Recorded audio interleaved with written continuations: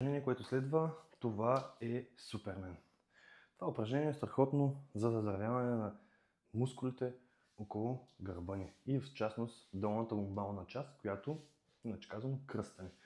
Заздравява мускулите, еректорите, т.е. това са ти широките гръбни мускули, които преминават от началото на гърба до опашката, долу.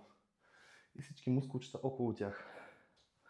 Страхотно упражнение, особено за хора, които имат проблеми с дископатии, протрузии, херни, износвания, прешлените и така нататък.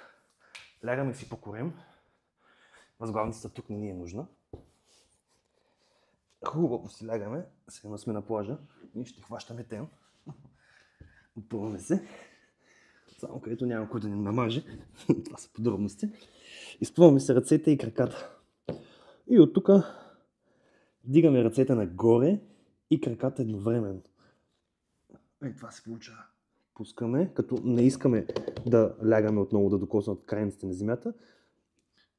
Близо. Хоп. Тук се получава заключване на глутеуса, на дупето, стяга се и натоварването се измества тук горе. Пускаме, дигаме. Пускаме, дигаме. Единствено коремане на земята.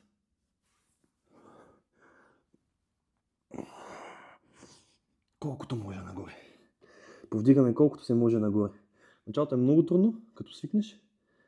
Можеш да го сменеш с все едно, като детска игра ти става.